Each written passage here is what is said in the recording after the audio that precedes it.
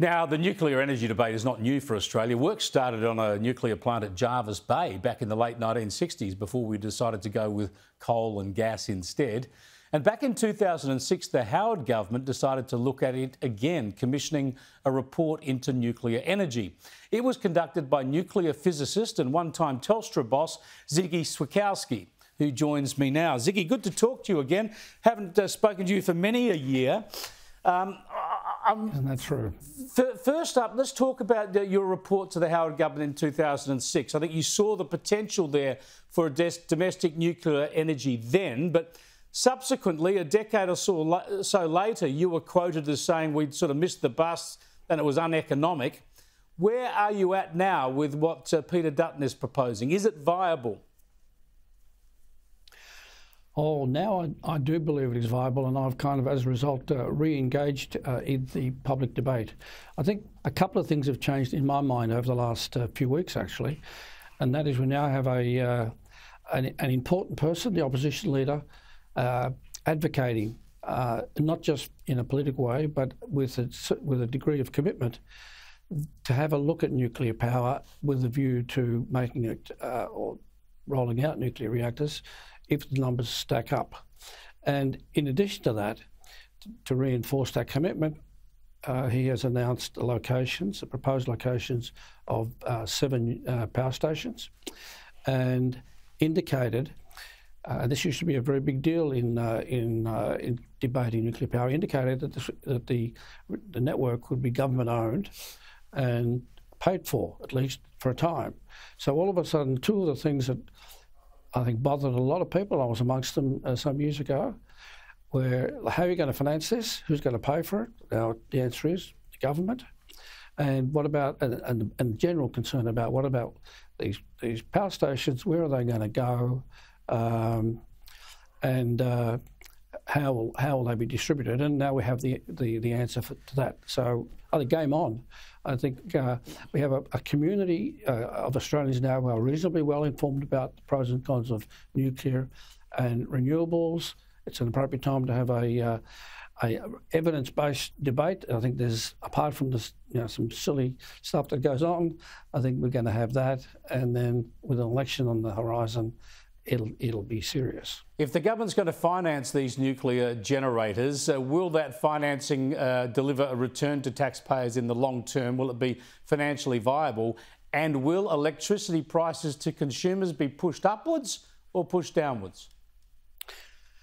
Well, I think this is really important because it depends on how the financing of all of this is likely to occur. Now, take 7 power stations, nuclear power stations. Let's put a number on that. It's going to cost, and there's a lot of qualifications here, and these are just my views, $100 billion or thereabouts. So what do? Do you immediately load the cost of all of that investment onto households? No, and that would be ridiculous. Because it's government owned, the government has considerable flexibility in how they amortise the costs of the investment and when they seek to return or in fact reduce the debt. And then there are ways of doing that, and I'm of the view, and I speak somewhat with experience with the NBN, that with a nuclear power network at the turn of the century, it'll be a very, very valuable asset, and there will be queues of investors, whether they're superannuation funds or infrastructure funds, who want a piece of it. And I think at that point, if the accounting is made, it'll be a very attractive And the effect on prices in the interim? It's entirely up to the government of the day and regulators. That's very important. Because if I own the network, I can decide what I'm going to charge for it. And yes, there are rules, and you can't distort the market, etc. But I can decide, and this has happened overseas, that I'm going to fund, or I'm not going to charge householders in this particular area because this area includes a reactor. In other words, a bit of a subsidy or a bit of an incentive.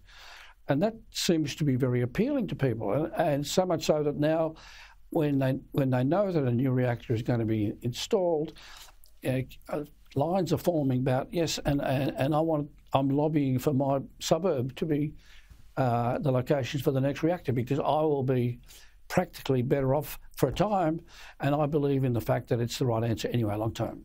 Yeah, fascinating stuff. Now, there's two aspects of this that I think are very important opportunities for Australia. The Coalition doesn't want to address them now. They want to confine the debate, I suppose.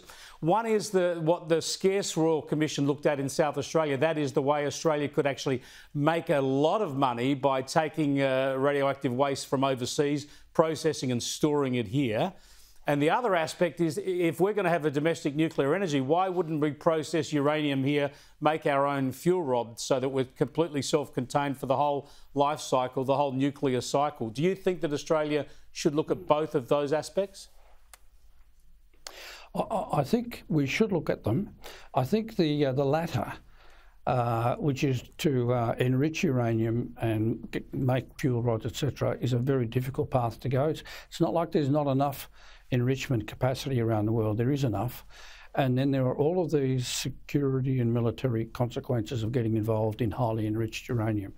So I keep it on the list, but I wouldn't put it near the top. The management of spent fuel rods and of nuclear waste in general is an opportunity for Australia. I mean, if you're going to find the ideal geography in which or within which you build a waste repository, you would look for a place that was geologically very stable, a place where that you were not proximate to running water, an area remote from people, but in a zone where you get trained people to work on the technical aspects of waste management. When you go through the boxes that characterise an appropriate venue for waste repository, you tick them all in many parts of Australia. I mean, in fact, arguably Australia is going to end up being the most attractive area for storing nuclear waste and charging for it and making a very strong economic return. So the Royal Commission, the SA Royal Commission in 2016, came up with that sort of a view.